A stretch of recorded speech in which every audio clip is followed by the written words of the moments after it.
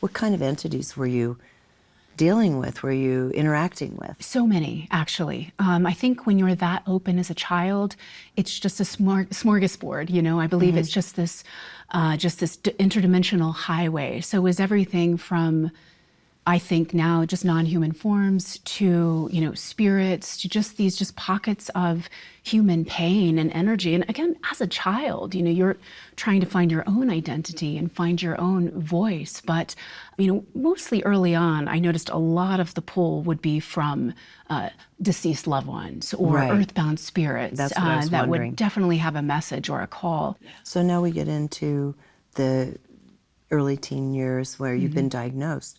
So then what happens?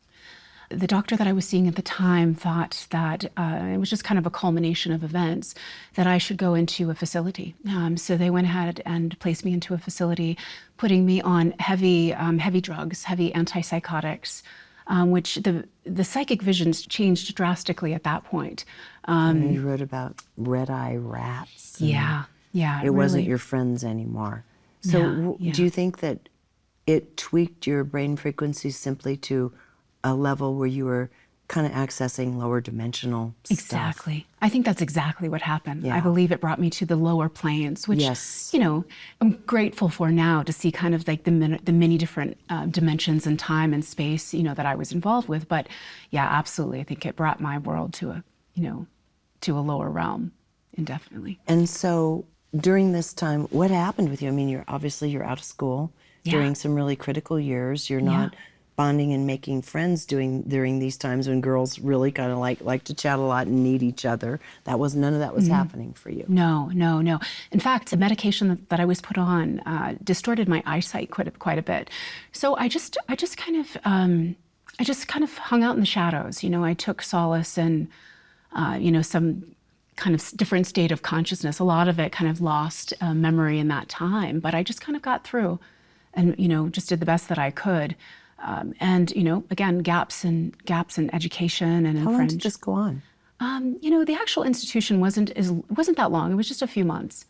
But it was kind of coming out of it, you know, trying to find that baseline. Yeah. I actually even remember the moment, you know, I was fighting and rallying, trying to, even as a young person, acknowledge this as a special thing or a beautiful thing, you know, to kind of stand up for the other side in a sense. And with nobody validating that and with nobody giving me feedback that that's an option, I remember that single moment where I just said, fine, have it, then you'll be right. Then I give up. And I just told myself, well, maybe you are hallucinating. And so it's just that shift in perspective. So when you got out of there, you were in acceptance that you were hallucinating? Yeah. There comes a point where you're dealing with a psychiatrist and they're trying to look at the veracity because you say, basically, I'm not crazy, I just see things, right? Yes, right. And she put you through a test. Yes. Yeah, let's talk about that because that was really a breaking free point for you, wasn't it?